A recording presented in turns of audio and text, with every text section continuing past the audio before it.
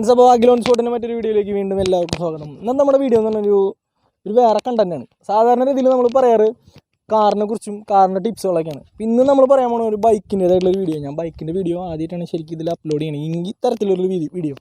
അതായത് വേറൊന്നുമില്ല, നമ്മൾ ഏറ്റവും ചുരുങ്ങിയ രീതിയിൽ ചെറിയ കാശ് മുടക്കിൽ നമുക്ക് ബിഗിനേഴ്സിനെ എങ്ങനെ ഓടിച്ച് പഠിക്കാനുള്ള ഒരു ട്രാക്ക് ബൈക്ക് ഉണ്ടാക്കാം എന്നുള്ള വീഡിയോ ആണ് നമ്മളിന്ന് പറയാൻ പോണത്. അപ്പോൾ അതിൽ ഞാനല്ല കൂടുതൽ കാര്യങ്ങൾ പറയണം, നമ്മുടെ സുഹൃത്ത് നമ്മുടെ ഒപ്പം ഉണ്ട്. അപ്പോൾ അദ്ദേഹത്തിൻ്റെ ബൈക്കാണ്, അദ്ദേഹത്തിൻ്റെ പേര് ലിജോ.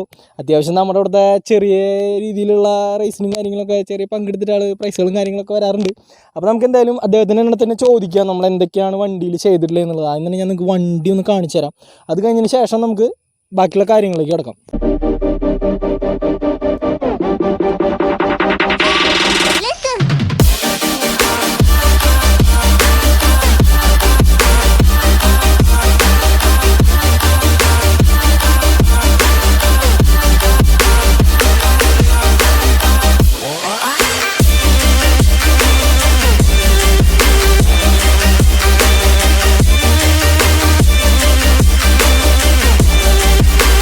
ഇപ്പോൾ ഈ ഒരു വണ്ടി സെറ്റ് ചെയ്ത് എങ്ങനെയൊക്കെയാണ് ഇതിൻ്റെ കാര്യങ്ങൾ, അതായത് ഇപ്പോൾ നമുക്കിപ്പോൾ മൊത്തത്തിൽ കാണുമ്പോൾ നമ്മുടെ സാധാരണ ബൈക്കിൻ്റെ പോലത്തെ ഒരു ഫീലല്ല, വേറൊരു ഫീലാണ് വണ്ടി വരുന്നത്.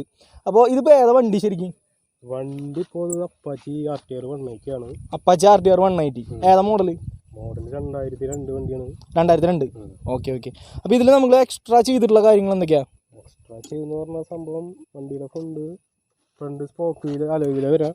സ്പോക്ക് വീലാക്കി റിമ്മാണത്. ഇത് ബുള്ളറ്റിൻ്റെ റിമ്മാണോ? ബുള്ളറ്റിൻ്റെ റിം, അതായത് നല്ല സ്ട്രെങ്ത് കിട്ടാൻ വേണ്ടിയിട്ടല്ലേ? ജമ്പ് അടിക്കുമ്പോൾ അല്ലെങ്കിൽ സാധാരണ വീലൊക്കെ ആകുമ്പോൾ ജമ്പ് അടിക്കുമ്പോൾ ബെൻഡ് ആവും. ജമ്പ് അടിക്കുമ്പോൾ ഒടിയൂല്ലേ? ഓക്കെ. Bar handle. ഓക്കെ. ഇതില്ലേ, അതായത് ഈ ബാർ ഹാൻഡിലിന്റെ ഗുണം ശരിക്കും എന്തിട്ടാ? നമുക്ക് കൂടുതൽ ഓടിക്കാൻ കംഫർട്ടാണ്. ഹാൻഡ്ലിങ് കിട്ടും. പിന്നെ നമുക്ക് എനിക്ക് നിന്നൊക്കെ ഓടിക്കണം എന്നുണ്ടെങ്കിൽ കുറച്ചുകൂടി കംഫർട്ട് ആവുന്നുണ്ടല്ലേ? ഈ ബാറിൽ കാരണം ബെൻഡ് ആവാൻ ചാൻസ് കുറവാണ്. ഈ ബാറിൽ കാരണം ഉണ്ട്. ഓക്കെ. ഹാൻഡിൽ ബെൻഡ് ആവില്ല. ഓക്കെ.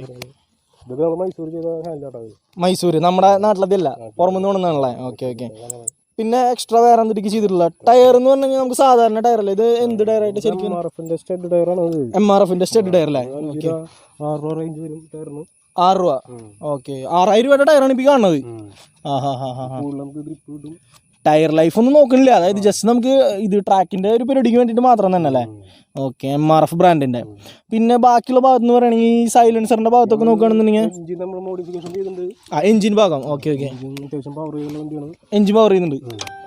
ഓക്കെ. എഞ്ചിനിൽ പവർ ചെയ്യാന്ന് ഉദ്ദേശിച്ചത് ശരിക്കും പറഞ്ഞു കഴിഞ്ഞാൽ ഹെഡില് പോർട്ടിങ് പിസ്റ്റണും മാറ്റിയിട്ടുണ്ട് അല്ലേ?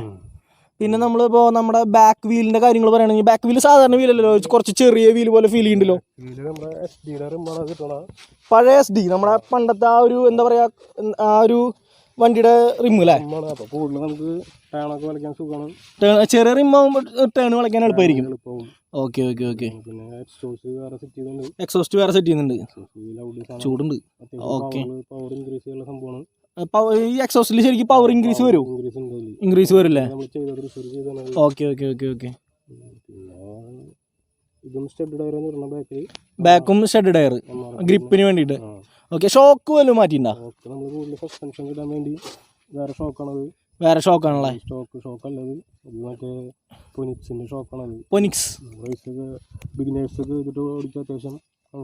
അപ്പൊ ശരിക്കും പറഞ്ഞാൽ നമ്മുടെ വണ്ടി ഒരു ബിഗിനേഴ്സിന് പറ്റിയിട്ടുള്ള ഒരു വണ്ടിയാണ്, സെറ്റാക്കാൻ പറ്റിയുള്ള വണ്ടിയാണ്. അപ്പോൾ എല്ലാവരും ശ്രദ്ധിക്കുക, ഇത് നമ്മുടെ ഓടിച്ച് പഠിച്ച് ഭയങ്കരമായിട്ട് റൈഡ് ചെയ്യുന്ന ആൾക്കാർക്കൊന്നുമല്ല, നമ്മുടെ ബിഗിനേഴ്സിനൊക്കെ ഓടിക്കാൻ പറ്റിയിട്ടുള്ള ഒരു രീതിയിലാണ് ഇപ്പോൾ വണ്ടി നമ്മൾ പറയണത്. ആ ഒരു രീതിയിൽ നിങ്ങൾ എടുത്താൽ മതി. പിന്നെ ബാക്കിയുള്ള കാര്യങ്ങൾ ഇപ്പോൾ ബാക്കിൽ ഈ ഒരു കട്ടിങ് കാര്യങ്ങളൊക്കെ വരുത്തിയിട്ടുള്ള ശരിക്കും എന്തിനു വേണ്ടിയിട്ടാണ്? മൺകാട് കളഞ്ഞു മാത്രമേ ഉള്ളൂ, വേറെ ഒരു ഷോക്ക് വേണ്ടിയിട്ട്. സീറ്റ് ചെയ്യുന്നുണ്ടല്ലേ?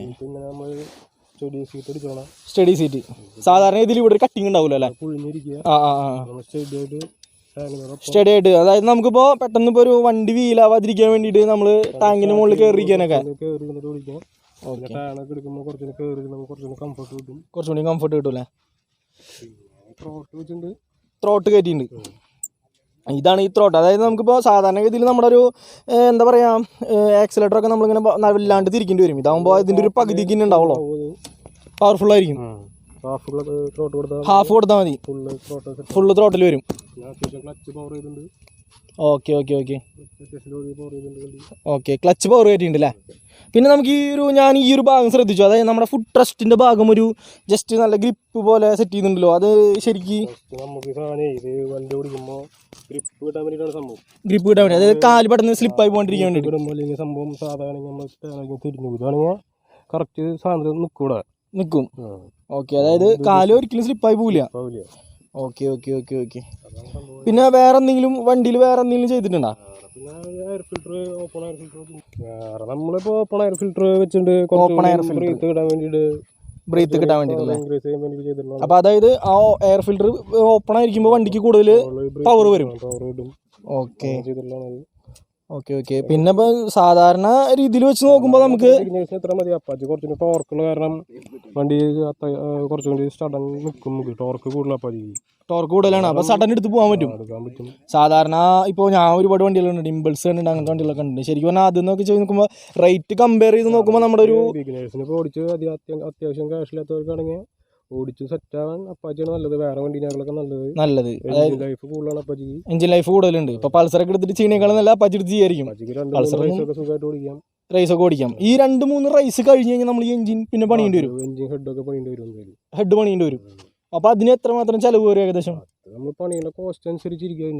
ഹൈ സാധനം ഇട്ടിട്ട് ചെയ്യുകയാണെങ്കിൽ എത്ര ക്യാഷ് വരും അല്ലെങ്കിൽ 8-9 രൂപയൊക്കെ ചെയ്ത് സാധാരണ രീതിയിൽ ചെയ്യുകയാണെങ്കിൽ 8 രൂപ, അല്ലെങ്കിൽ നല്ല രീതിയിൽ ചെയ്യുകയാണെന്നുണ്ടെങ്കിൽ ഒരു അതിനും കൂടുതൽ പൈസ വരും അല്ലേ? ഓക്കെ ഫ്രണ്ട്സ്, അപ്പോൾ ഇതൊക്കെയാണ് നമ്മുടെ ഈ വണ്ടിയിൽ നമ്മൾ ചെയ്തിട്ടുള്ള അപ്ഡേഷനും കാര്യങ്ങളൊക്കെ.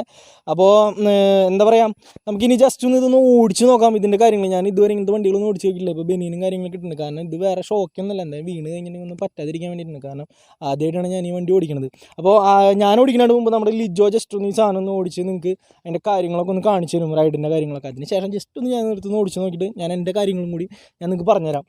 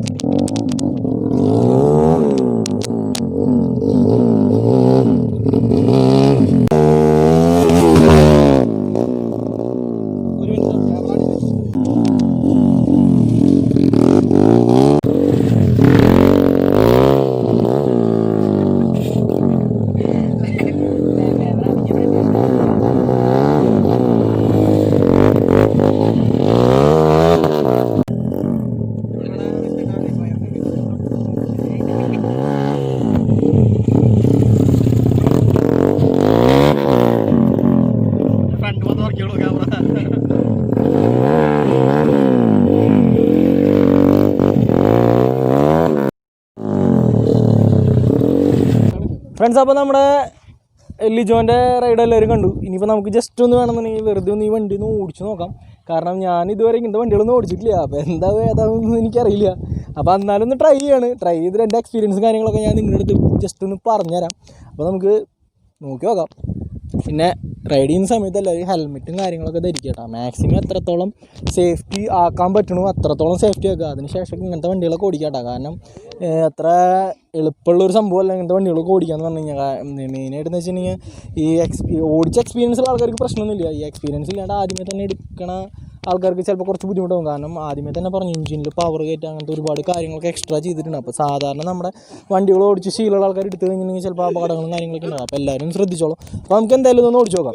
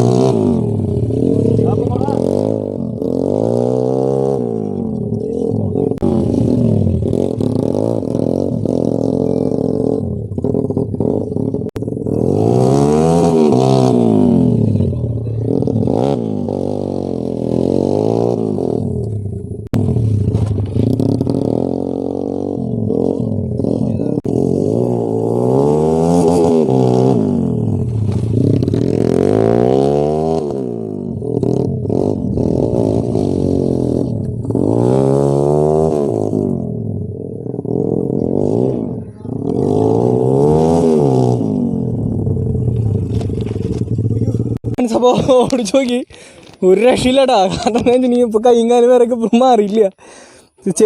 എന്താ പറയുക, ഒരു പ്രത്യേക ഫീല്. കാരണം സാധാരണ നമ്മളൊരു വണ്ടി ഓടിക്കുന്ന ആ ഒരു ഫീലല്ല ഇത് ഓടിക്കുമ്പോൾ. കാരണം അസാമാന്യ പവർ. ഞാൻ ഫസ്റ്റ് ഗിയറും സെക്കൻഡ് ഗിയറും മാത്രമേ യൂസ് ചെയ്തിട്ടുള്ളൂ. തേർഡ് ഗിയറിലേക്കും നമുക്ക് ആക്കാനുള്ള സമയം തന്നെ ഇല്ല. അത്രയ്ക്കും എന്താ പറയുക, ഭയങ്കര പവർഫുള്ളാണ് വണ്ടി. എന്താ പറയുക, നമുക്ക് പിടിച്ചാൽ കിട്ടാത്തൊരു ഫീൽ. അതാണ് ഞാൻ ആദ്യമേ തന്നെ പറഞ്ഞത്. ഓടിച്ച് നോക്കാനാത്ത ആൾക്കാർ, അതായത് അറിയാത്ത ആൾക്കാർ ഇത് ഓടിക്കാനായിട്ട് അതിനെ റോട്ടിലൊന്നും തീരെ ശ്രമിക്കരുത്. പിന്നെ ഇതുപോലത്തെ ഏതെങ്കിലും ഗ്രൗണ്ടൊക്കെ ഉണ്ടെങ്കിൽ വീണാലും നമുക്ക് തന്നെ പറ്റുള്ളൂ, മറ്റുള്ളവർക്കൊന്നും പറ്റില്ല. അപ്പോൾ ആ ഒരു രീതിയിൽ എടുത്തിട്ട് ഓടിക്കുക. എന്താ പറയുക, അപ്പോൾ ബിഗിനേഴ്സിന് വേണ്ടിയിട്ടുള്ളൊരു വീഡിയോയാണ്. അപ്പോൾ മാക്സിമം എല്ലാവരും കാണുക. ഇഷ്ടപ്പെട്ട് കഴിഞ്ഞാൽ ഷെയർ ചെയ്യുക, ലൈക്ക് ചെയ്യുക. പിന്നെ നമ്മുടെ ചാനൽ സബ്സ്ക്രൈബ് ചെയ്യാത്ത ആൾക്കാരുണ്ടെങ്കിൽ സബ്സ്ക്രൈബ് ചെയ്തിടുക. പിന്നെ വേറൊരു കാര്യം കൂടി പറയാനിട്ടാ, നമ്മുടെ ചെരുപ്പും കാര്യങ്ങളൊക്കെ ഏകദേശം സൈലൻസർ മോണിട്ട് ഉരുക്കി നാശമായിട്ടുണ്ട്. ഷൂ ഒന്നല്ല, ബാഗുണ്ട്, കാലൊന്നും കൊള്ളാഞ്ഞത്. കാലുണ്ടെങ്കിൽ തീരുമാനമായേനെ. ഫ്രണ്ട്സ്, അപ്പോൾ ഇത്ര നേരം നമ്മുടെ വീഡിയോ കണ്ട എല്ലാവർക്കും വളരെയധികം നന്ദി. അപ്പോൾ ഓക്കെ, നമുക്ക് എന്തായാലും നമ്മുടെ നെക്സ്റ്റ് വീഡിയോയിൽ കാണാം. Okay, by.